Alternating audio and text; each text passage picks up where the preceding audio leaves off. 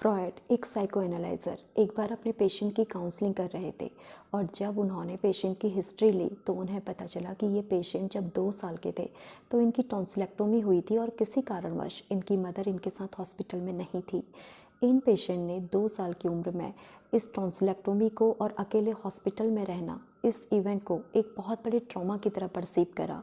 और आज भी जब ये फ्रॉयड को अपनी स्टोरी बता रहे थे तो इन्हें ये भी याद था कि नर्स ने उस टाइम पर कैसे कपड़े पहने हुए थे, हॉस्पिटल के वॉल का कैसा कलर था, एग्जैक्टली क्लॉक में कितना बजा था, इनकी हार्ट बीट कैसी थी।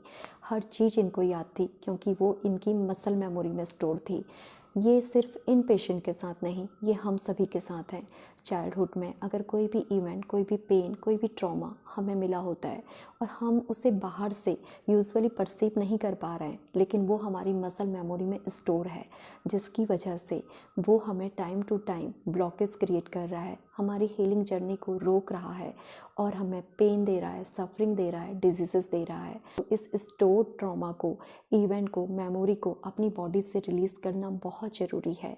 मैं अपने इस चैनल पर इसी तरीके की नॉलेज शेयर करती रहती हूँ, तो चैनल को लाइक कर लीजिए, शेयर कर लीजिए, सब्सक्राइब कर लीजिए।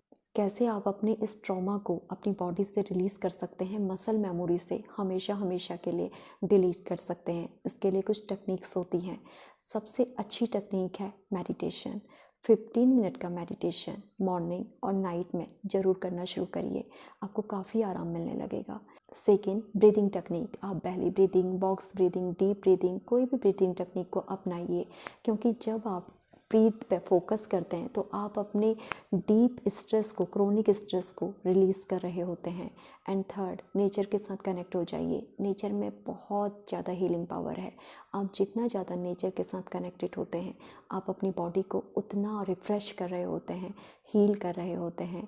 तो अपने वीकेंड में एक समय, एक दिन ऐसा दीजिए जब आप नेचर के साथ कनेक्टेड हों, वहाँ पे कोई भी वाईफाई, गैजेट्स कुछ भी ना हो, बस आप सिर्फ नेचर को एंजॉय कर सकें। एक दिन ऐसा निकालिए और अपनी हीलिंग जर्नी को आसान बनाइए। Thank you.